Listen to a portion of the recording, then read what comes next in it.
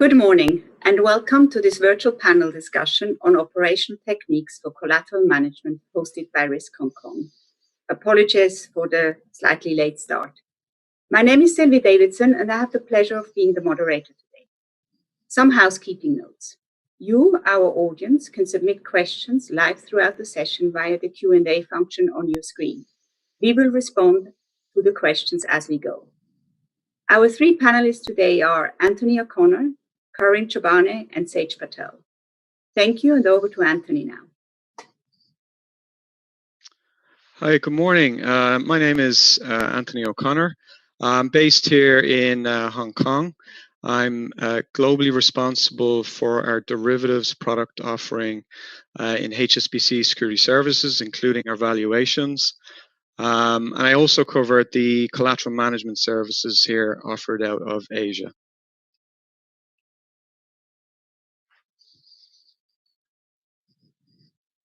Apologies. Karim, you're next.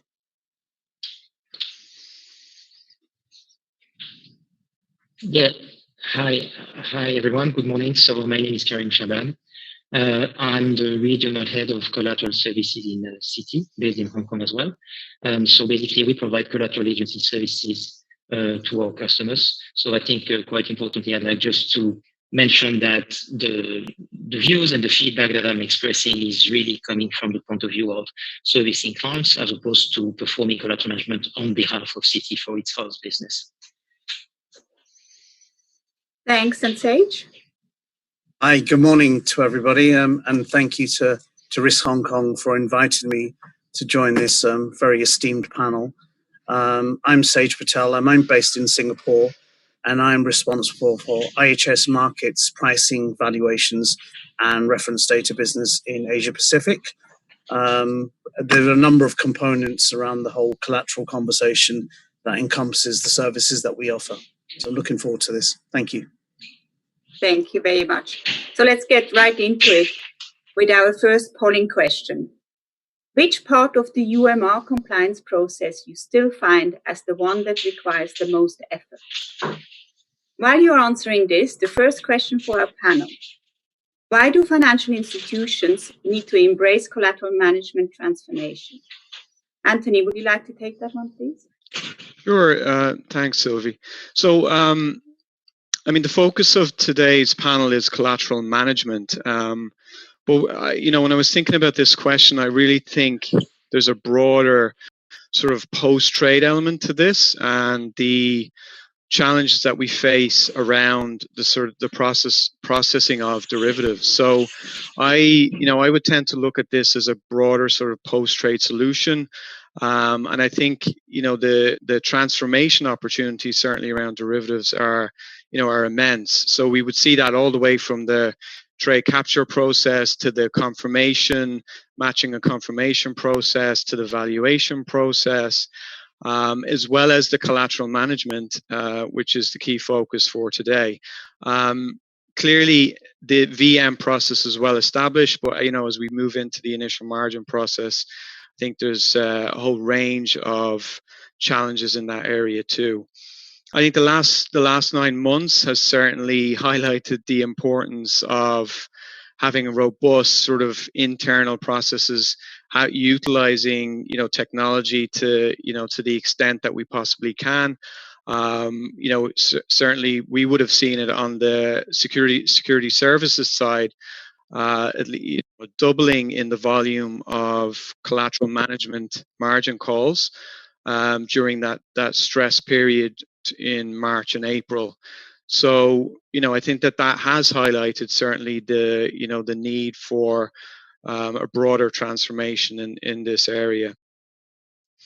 Another area that I've seen, and this is through I've been in Hong Kong now for almost 6 years, is the growth in this space from from an operational and a demand perspective. Certainly the introduction and the finalization of the MRUD rules back in 2016, and then slightly delayed for Hong Kong in 2017.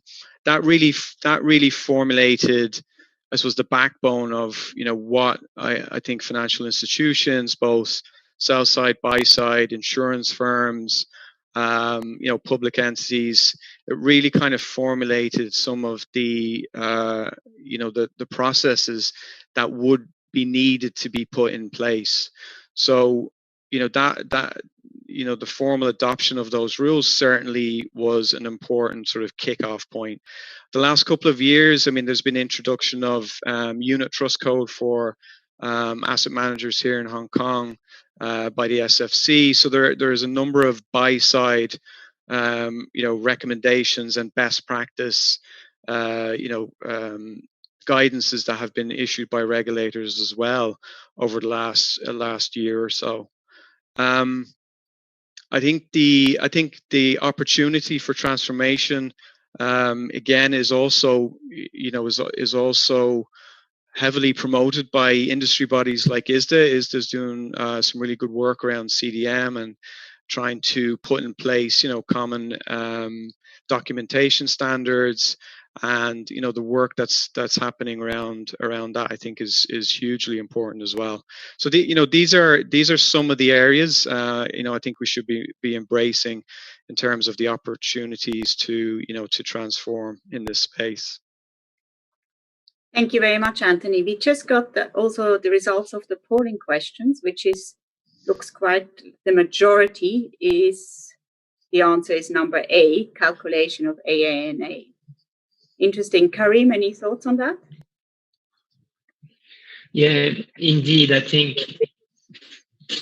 it reflects one important aspect is, of course, given the scope of the regulation, the first thing you want to identify is whether you're in scope and by when you need to implement, because as a quick on the call are aware of it, but regulation is being implemented by phases. The key or the determining factor to define which phase you're in is effectively the AANA.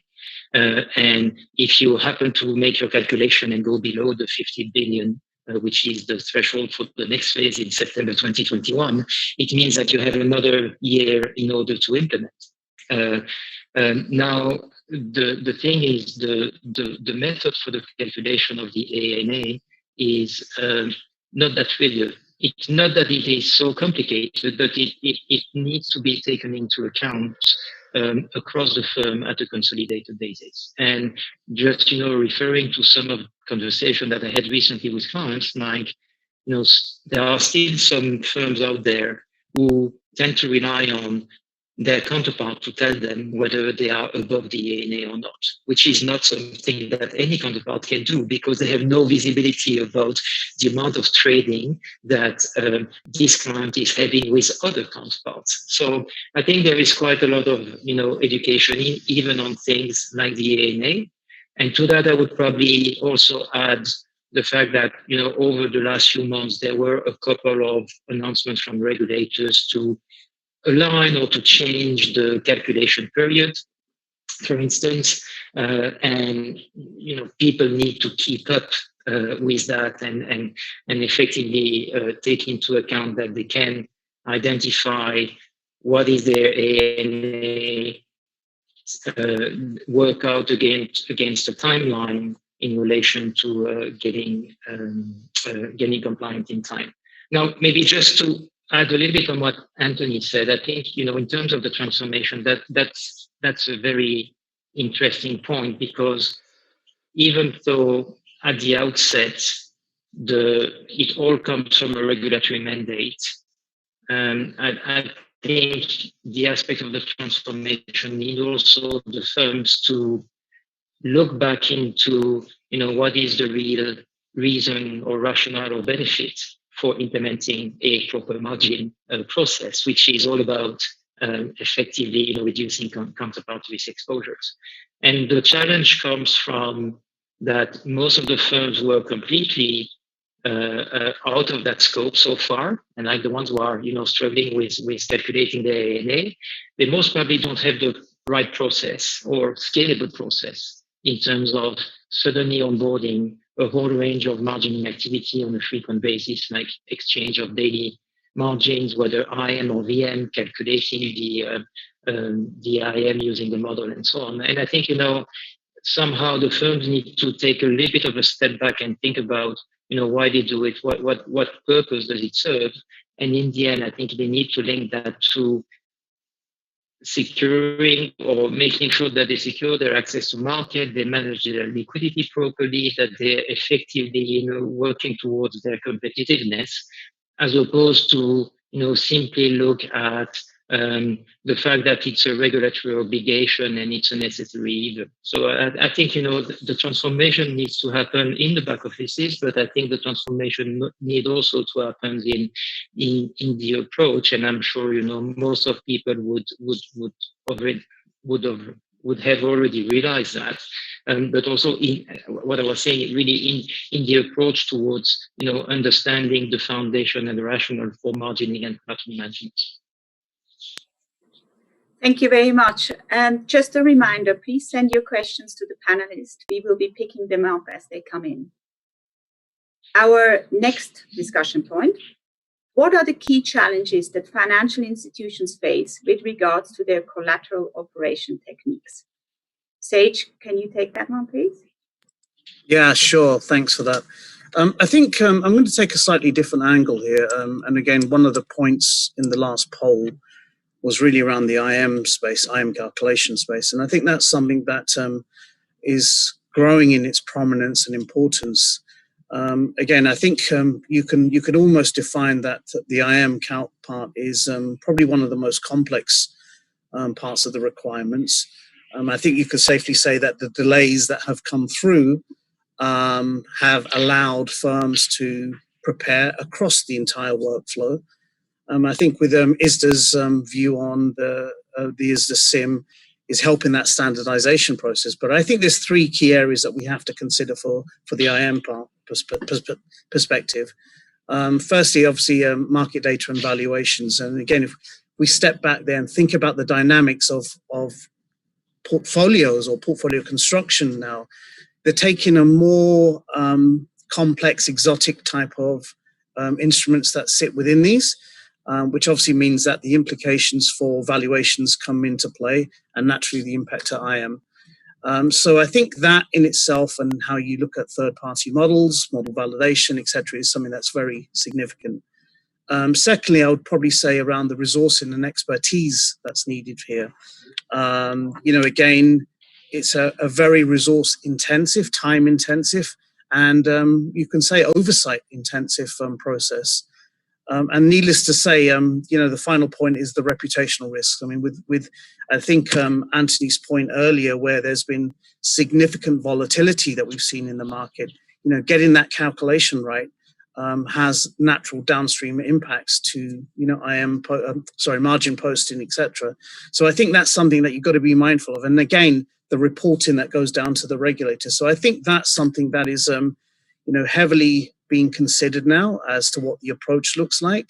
And I think this is definitely a significant challenge that is facing a number of the phase 5, phase 6 clients. Thank you very much, Sage.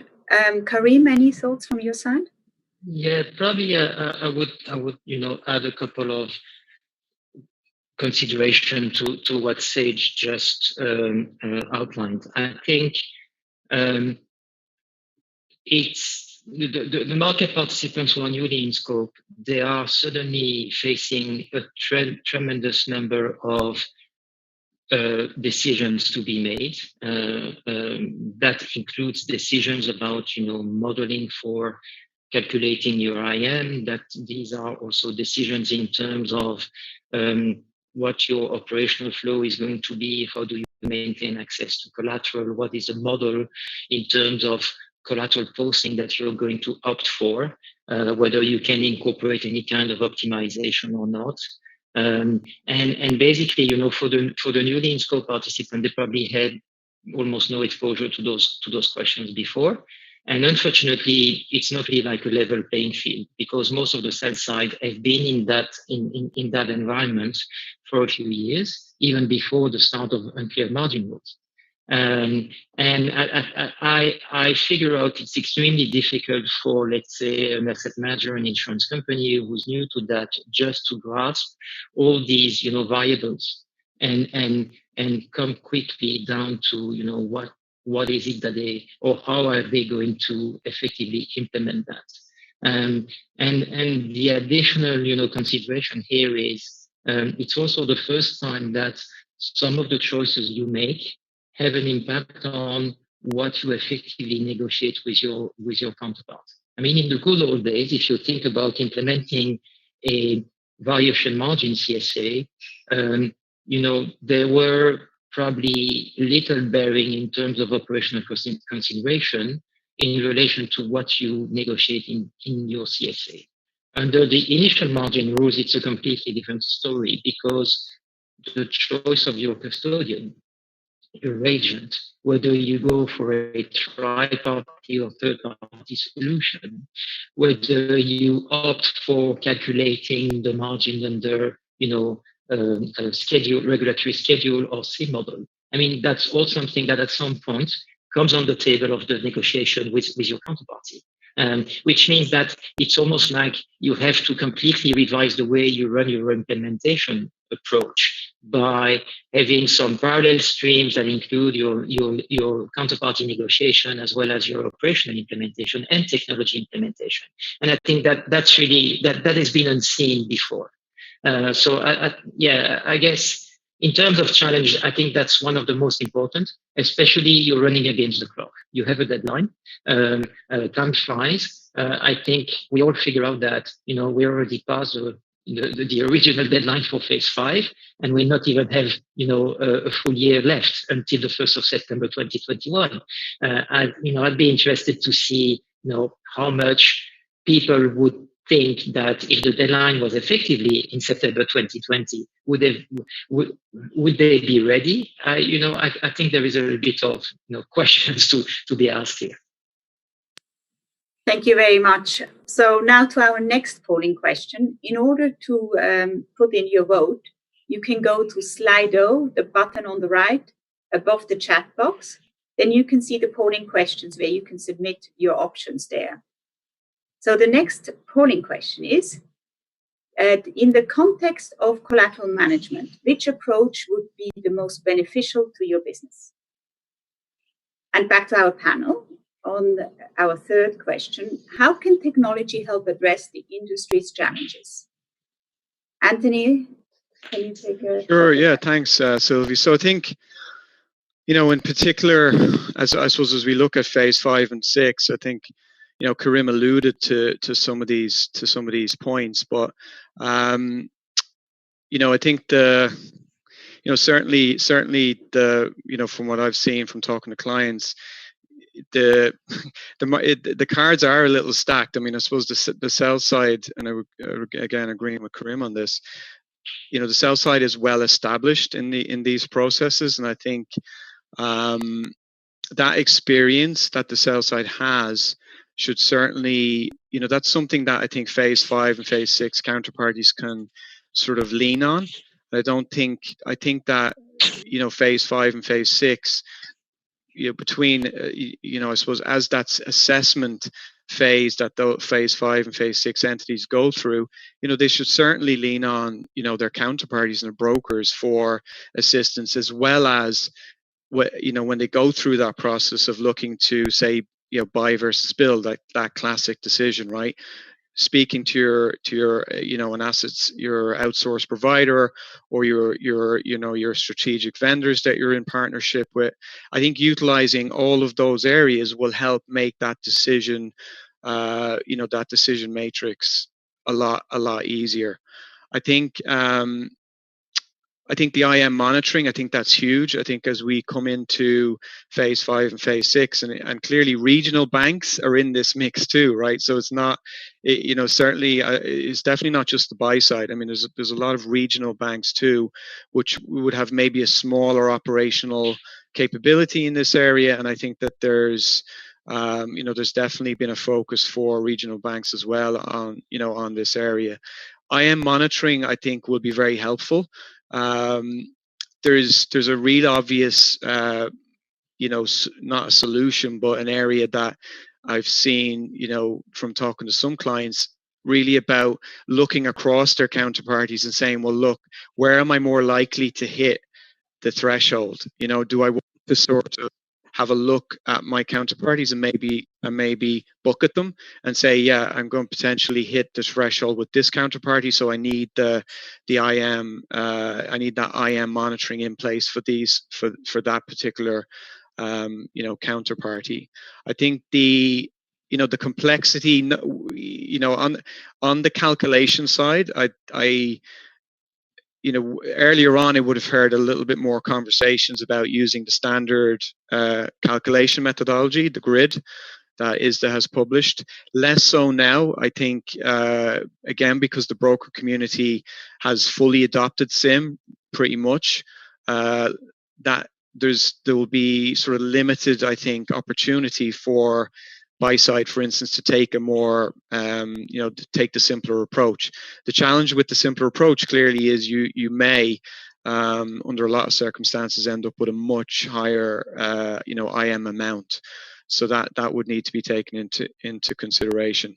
The other area, and it's, again, it's a regulatory piece that, I think is not completely forgotten about, but again, talked a little bit less about, is requirements for back testing and benchmarking.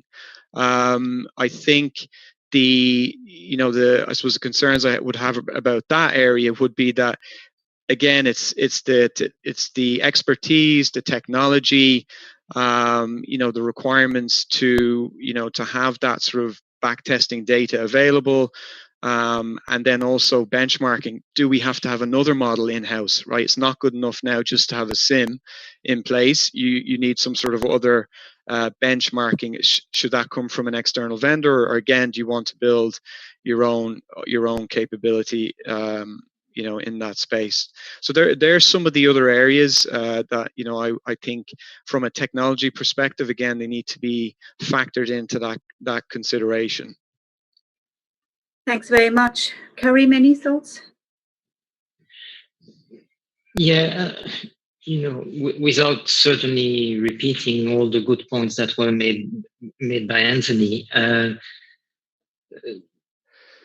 indeed, I think the technology challenges are quite big, and I also quickly saw the results of the poll where it looks like a lot of the market participants are looking for one vendor integrating across the whole suite of solutions, which you understand why it's the case, but the complexity around all the different pieces and components make it that you probably have only very few options to find a single vendor.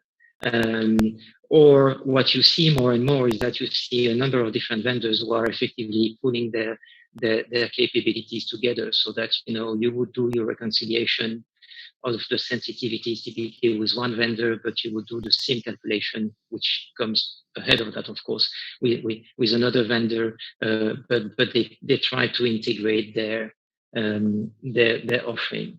The point about backtesting is also something that comes on a regular basis, and I think there are two aspects to it. The first one is when backtesting comes out of a regulatory obligation, like it's the case for banks, and especially those mid-sized banks who are newly getting into the scope, then of course they have to fully own the backtesting process, show that they understand and they can represent the model to the regulators.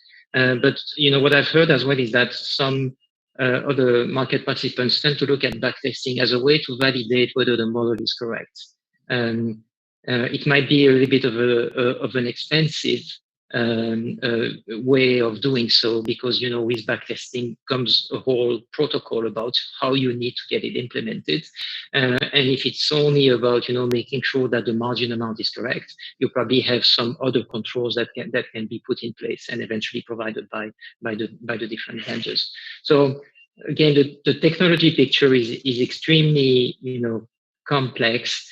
And to that, it's also important, and I think that's what reflects on from the response to the pooling questions.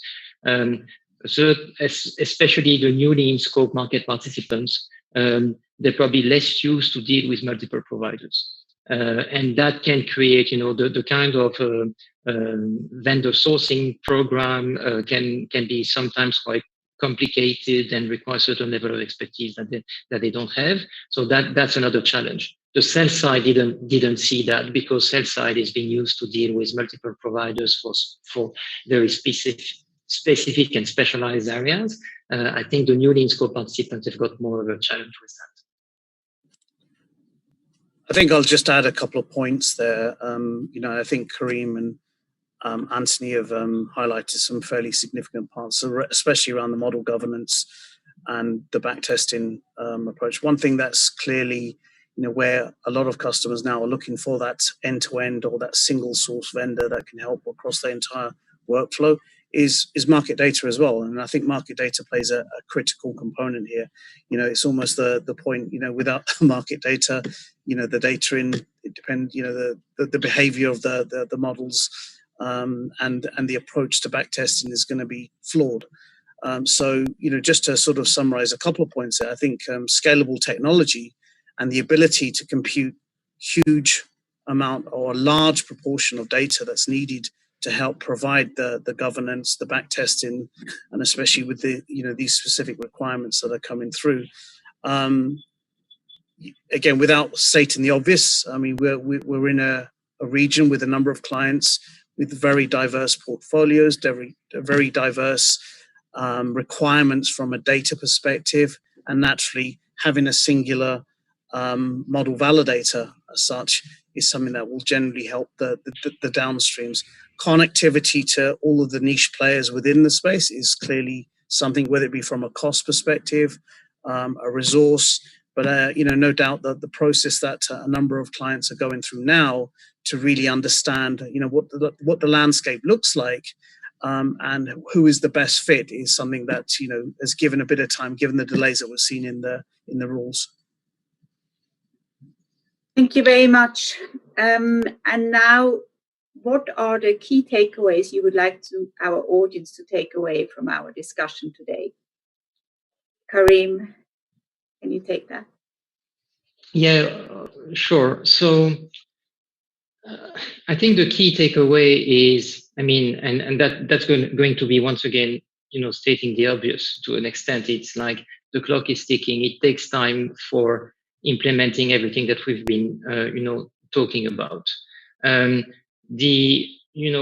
More specifically, and linking that to the point made by Anthony around IIM monitoring.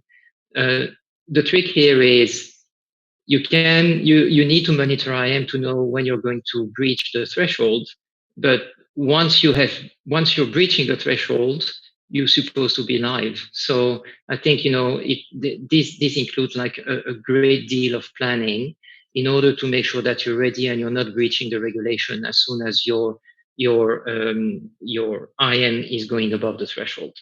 So that's an important aspect. The other thing is this overall complexity on all the choices that need to be made. I think that makes clients drift away from the fundamentals. And I think it's very important for anyone who's involved in that project to take the necessary step back and perspective about the solution they're implementing is effectively the best fit for them. And they're not simply,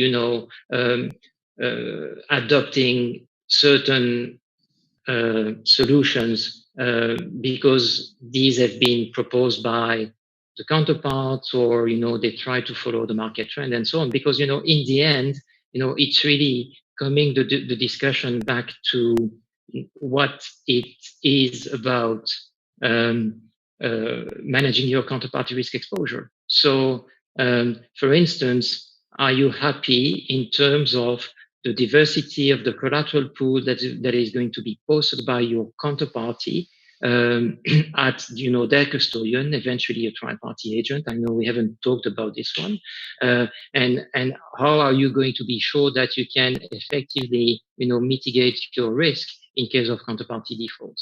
And I think sometimes people get far too much caught into some of the technicalities and the complexities, and they don't necessarily realize that I wouldn't be happy to have 155 different lines of listed equities in small shapes in case my counterparty goes default. But the thing is, they probably drifted away from the fundamental. And maybe it also goes the other way around. If you negotiate your eligible collateral criteria, it's a kind of bilateral discussion that you need to have with your counterpart about the risk you accept to take versus what you want to provide to them. And again, the takeaway is really about making sure that you don't lose sight of the risk mitigation objective, just being caught in all the details and the complexity of the implementation. Thank you very much. Anthony, what are your takeaways? So I think, one of the stress points I've seen in terms of when these decisions we're trying to make these decisions is about, besides even just the buy versus build decision, it's about planning across the organization, right? So a lot of the clients I talk to are multi-jurisdictional. They have key stakeholders in multiple areas, jurisdictions. They have trading execution in one jurisdiction with trades being booked in another jurisdiction. So there's a lot of complexity around that. So I think making sure in the early stages, if for phase 5 and 6 participants, certainly that there's a clear understanding of who the key stakeholders are and how how that process for decision would be made, in terms of either buy versus build, or using a key vendor, or going to your asset servicer or custodian.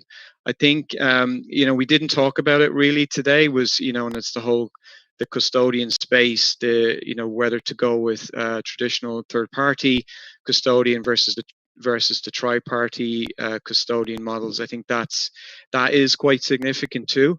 It's not to be underestimated, the documentation and the operational process around linking up with tri-party, can be quite extensive. So I think that's also important. The other, another sort of early, what I call is sort of an early conversation that phase 5 and phase 6 participants can have is really with with the front office, or so your portfolio managers. Like, what are their plans? We have the concept of clearing that has been around for a number of years. It is limited, granted, right? So there's a limited amount of product options in that space, but that's going to influence the broader, and it kind of linking it back to my first point, which is there's no harm to look at this across the full post-trade spectrum. Yeah, what utilities are you planning to use?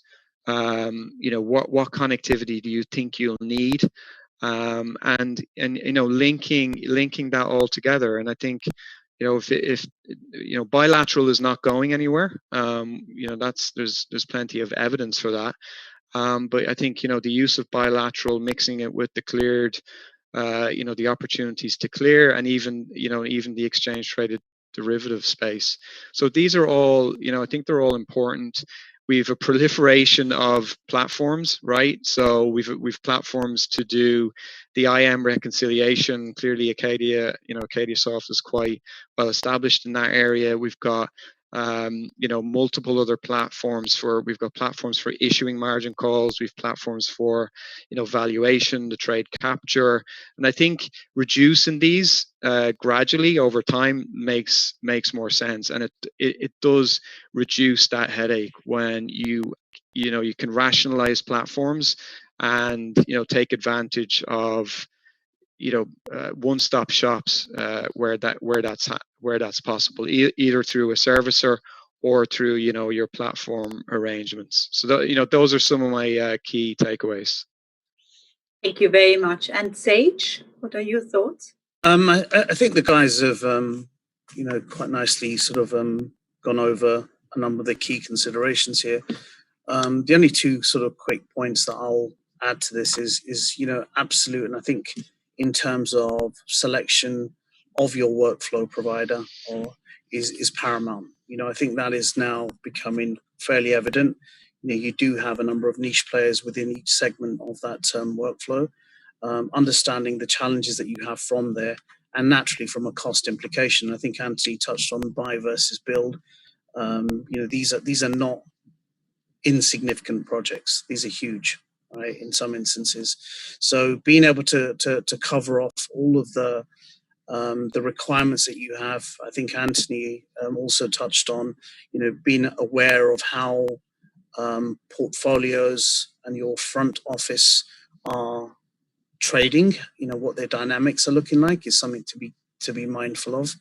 And naturally, I touched on, one of the themes for me throughout this has been really being very, very clear as to how, what the impact of IIM is, or the IIM Calc is across this whole process, because to us as an organization, that is something that we're very entrenched within. So that's my sort of points. I'll just add to that. Thank you very much. And before we finish, we have a question from the audience. To what extent has, if any, the pandemic posed any challenge? Karim, any thoughts? Yeah, I think, that's a very good question. And I think what we've seen with the pandemic was definitely unprecedented. I think it certainly, like for any business, I think there was the technology and operational challenge about making sure that you can, keep running, that you've got good contingency procedures, especially in a situation where effectively, suddenly you have to shift into a working from home situation, which was eventually in place, but what was never meant to be or defined to be undertaken with such a scale. So that's one thing. How do you get your teams to suddenly switch into a different work mode, working from home across the whole business? I think operations, technology, even client-facing people, and so on. That's the first thing. From a technology perspective, we also experience the fact, and I think probably it shows how important it is to not be dependent on a single center of technology or even of operation, that you have effectively that possibility to rotate. I take an example. I think for a certain period, we faced, because we have some operations that are based in India, for instance, and they were able to work from home, but I think there was unknown, or it was not sure whether we would be able to really conduct the whole of the business with the India team working from home, even if they had the technical capability. So it means that, in that situation, you need to be sure that you have other teams in other locations who can pick it up, seamlessly. And that's only possible if you have the right technology in place. So I think more and more having some technology that is available on a global basis from multiple places in a seamless fashion becomes quite important. Now, more specifically about collateral management, what we've seen during March was a sharp increase in the volume. And that's where you're testing your capabilities in terms of scalability. Whether your control process are always, are also quite stringent and strong enough.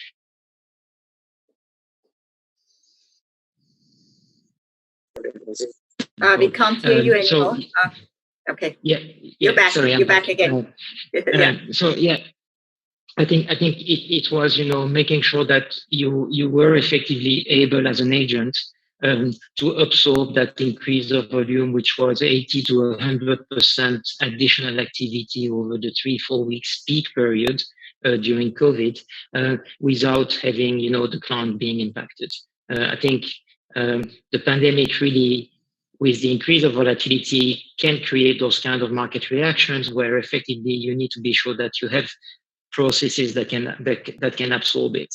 And that comes with an increased level of stress. If suddenly you're facing an operating problem, an operational problem, a liquidity problem at the time of something that like the pandemic in the middle of a crisis situation, you're going to put a lot of stress on your counterparts. And the conversations are not going to be nice. If you can't pay your margin call, how close are you coming to being declared in default, with all the bad consequences that it can have? So I think that creates a lot of reliance on the collateral management process. It needs to be strong. It needs to withstand the shock. And I think now we've been put in front of a big test. Thank you very much. And we are now coming to the end of our discussion. I would like to thank all the panel members for their insights today and the audience for participating. Please stay tuned for the final panel discussion at 11:25 about adopting a risk-based approach to AML and financial crime management. Thank you very much for listening. Thank you. Thank you.